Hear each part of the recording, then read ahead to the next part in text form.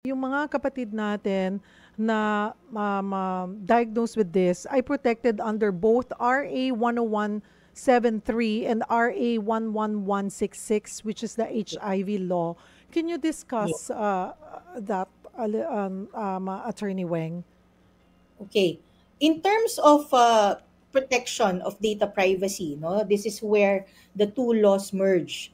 So we have the general law on, aside from the Constitution, no, that protects our privacy, the right to privacy in communication. So we have a special law, that is the Data Privacy Act of ano no of 2012, that protects in general all these categories of information, itong mga kategorya ng impormasyon na ating kaninang binalangkas, ano.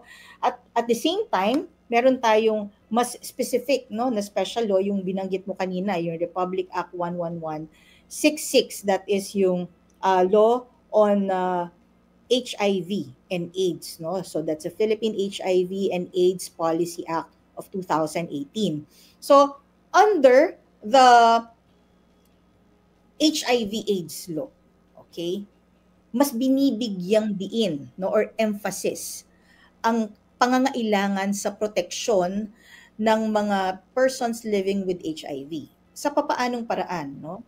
Yung mga tinatawag nating processor or controller under the Data Privacy Act ay dapat maging mas mahigpit, no, sa pag-disclose ng sensitive information. Kanina dun tayo umano, no, uh, nag nag-continue, no, nag-jump off dun sa right to protection of sensitive information, particularly sa health.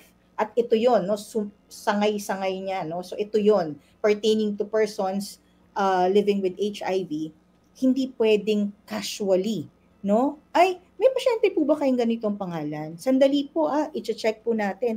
Opo, no. Meron po siyang HIV, no. O kaya, kamag-anak kasi ako. Pwede ko ba malaman kung ano yung naging result ng kanyang HIV test? Sandali lang po, positive po. No, hindi siya ganun ka-casual, no? Kasi under the law, that is the data privacy law, merong tatlong cover dyan, no? Data subject, tayo, individuals. Meron tayong, at sa kaso nung HIV AIDS law, ang data subject yung persons living with HIV, no? For example, merong controller or processor. So yung controller or processor, sila yung inaatasan ng data privacy law na hindi basta-bastang magpapalabas ng mga information unless compliant sila doon sa standards ng Data Privacy Act. May sariling penal provisions or pagkakakulong at fine for violating the provisions of the Data Privacy Law.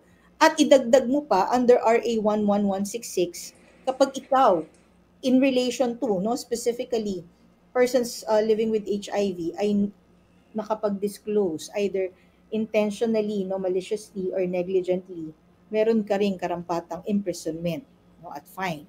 So yun.